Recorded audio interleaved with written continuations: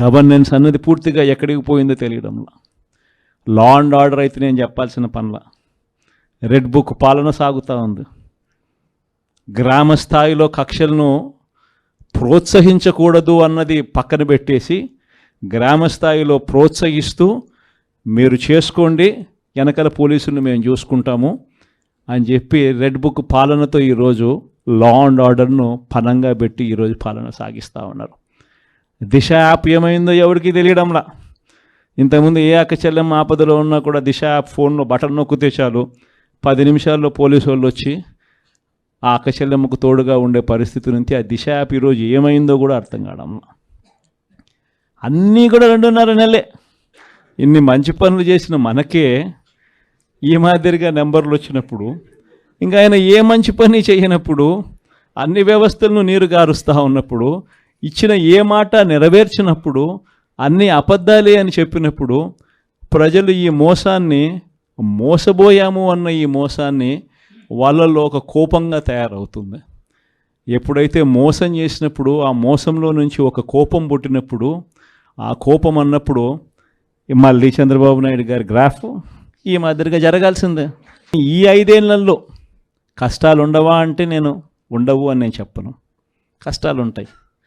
కష్టాలు లేకుండా సృష్టి ఉండదు. ఒక చీకటి వస్తుంది, చీకటి వచ్చిన తర్వాత మళ్ళీ మరుసటి రోజు పగలు రాక తప్పదు, అదే సృష్టి. కాబట్టి ఈ 5 ఏళ్ళు మన కష్టాలు ఉండవా అంటే ఉంటాయి. కష్టాలు ఏ స్థాయిలో పరాకాష్ఠకు పోవడం నేను చూశాను అని అంటే నన్నే 16 నెలలు జైల్లో పెట్టారు. అంత తీవ్రమైన కష్టాలు కూడా చూశా. కాబట్టి నేను ఎందుకు చెప్తా ఉన్నానంటే ఈ విషయం కష్టాలు లేకుండా ఉండవు. కానీ కష్టాలు వచ్చినప్పుడు మనం ఎలా ప్రవర్తిస్తూ ఉన్నాము, మన వ్యక్తిత్వం ఎలా ఉంది, మన క్యారెక్టర్ ఏమిటి అన్నది మాత్రం మనకు శ్రీరామ రక్షగా నిలబడుతుంది అన్నది మాత్రం ప్రతి ఒక్కరు గుర్తుపెట్టుకుంది. మనం చేసిన మంచి ఎక్కడికి పోలేదు.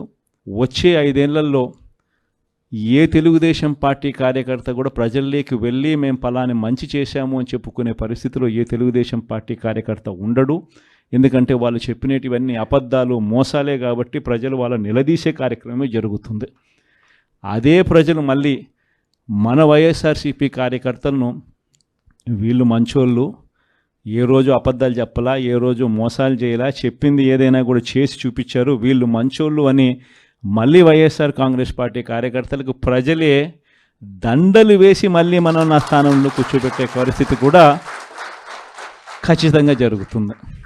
ఎన్నికలప్పుడు ఏం చెప్పినాడు? ఎన్నికలప్పుడు వాళ్ళ మనుషులందరినీ ఇళ్ళకి పంపించినాడు.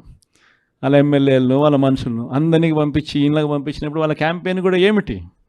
చిన్నపిల్లలు కనపడినారనుకో, నీకు 15,000, నీకు 15,000, నీకు 15,000, నీకు 15,000. సంతోషమా అని అడిగేవాడు. ఇంట్లో నుంచి వాళ్ళ అమ్మ బయటకు వచ్చిందనుకో, నీకు 18,000, సంతోషమా అని అడిగేవాడు. ఆ ఇంట్లో నుంచి వాళ్ళ అమ్మకు సంబంధించిన వాళ్ళ అక్కనో వాళ్ళ చెల్లెలనో బయటకు వచ్చిందనుకో, నీకు 18,000, సంతోషమా అని అనేవాడు. ఆ ఇంట్లో నుంచి ఒక 20 ఏళ్ళ పిల్లోడో ఎవరో ఒకరు బయటకు వచ్చినా అనుకో, నీకు నెలకు 3,000 నిరుద్యోగ వృత్తి, నీకు సంతోషమా అని అనేవాడు. సరే కండువా వేసుకొని ఒక రైతు ఆ ఇంట్లో నుంచి బయటకు వచ్చినా అనుకో, నీకు 20,000 సంవత్సరానికి, సంతోషమా అని అనేవాడు. ముసలాయమ కనపడితే నీకు 4,000, సంతోషమా అని. ఇదే మాదిరిగానే క్యాంపెయిన్ అంతా జరిగింది. ఇదే మాదిరిగానే క్యాంపెయిన్ అంతా జరిగి ప్రతి ఒక్కరి చెవులోనూ కూడా పెద్ద కాలీఫ్లవర్లు పెట్టి అందరినీ మోసం చేసి ఈరోజు ఇప్పుడు ఆ స్థానంలో కూర్చొని ఉన్నాడు. ఈరోజు యలమంచిలి నియోజకవర్గానికి సంబంధించి ఎంపీటీసీలు, జెడ్పీటీసీలు, కౌన్సిలర్లు మిమ్మల్ని అందరినీ కూడా ఇక్కడికి ఆహ్వానించడానికి ప్రధానమైన కారణం ఏమిటో మీ అందరికీ బహుశా తెలిసే ఉంటుంటుంది. మనమంతా ఒక తాటి మీద గట్టిగా ఉండాం కాబట్టి, గట్టిగా నిలబడగలిగినాం కాబట్టి ఆయన కూడా మెడలు వంచక తప్పలేదు.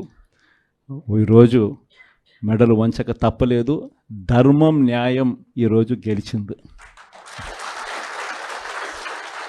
మామూలుగా అయితే పోటీ పెట్టకూడదు.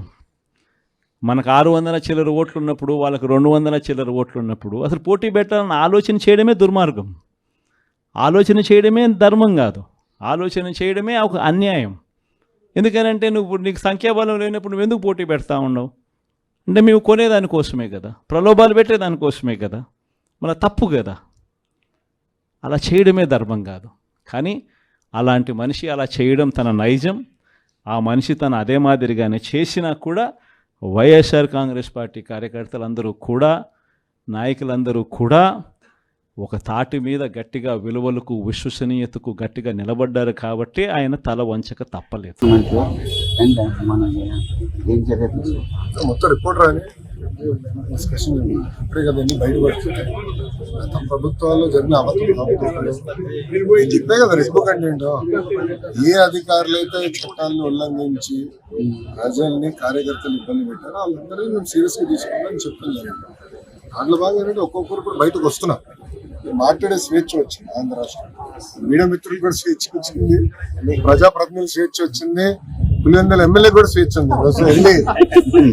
ఆయన పులివెందుల ఎమ్మెల్యే కదా, ఆయన కూడా స్వేచ్ఛ ఉంది కదా. ఎక్కడ తిరగచ్చు, ఆయన తిరగచ్చు. ఆయన ఇప్పుడు ఆయన గేట్ కి తాడులు కట్టేది ఇవన్నీ లేదు కదా, ఆయన కూడా తిరిగే స్వేచ్ఛ వచ్చింది. అట్లా ఎంతంటే ఎవరు అంటే ఎవరైతే చట్టాలు ఉల్లంఘించారో వాళ్ళ పేర్లు ఉంటాయి. సో చట్టాలు వాళ్ళు ఉల్లంఘించాలని భావిస్తే వాళ్ళ పేరు ఉన్నాయి. సింపుల్